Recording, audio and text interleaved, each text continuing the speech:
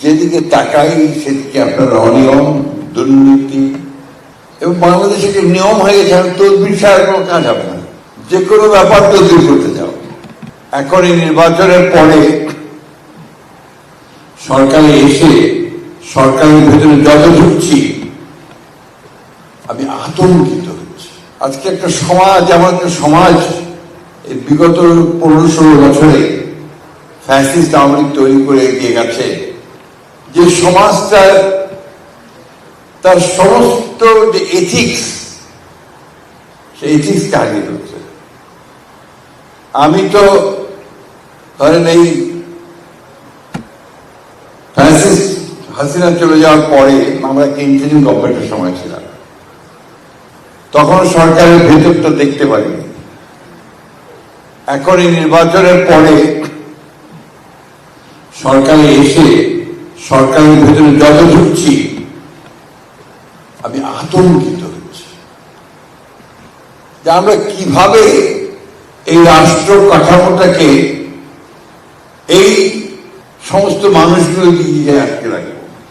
যেদিকে তাকাই সেদিকে আপনার অনিয়ম, দুর্নীতি, স্বজনপ্রীতি এবং সামনে এগিয়ে যাওয়ার পথে বাধা প্রতি ক্ষেত্রে, এবং বাংলাদেশে যে নিয়ম হয়ে গেছে তদবির ছাড়া কোনো কাজ হবে না, যে কোনো ব্যাপার তদবির করতে যাও।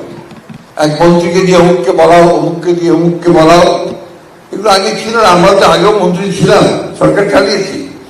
উই নেভার স ইট। এটা এই 15 বছরে হয়েছে।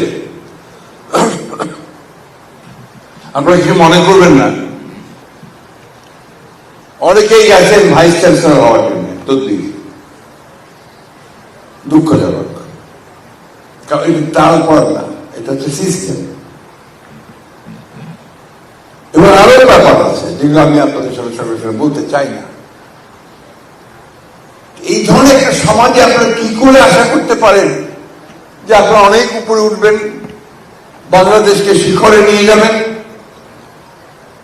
পারবেন না। মেরিটোক্রেসি ছাড়া, মেধা ছাড়া, সততা ছাড়া, বুদ্ধিমত্তা ছাড়া, পরিশ্রম ছাড়া কখনো এগুলো যায় না।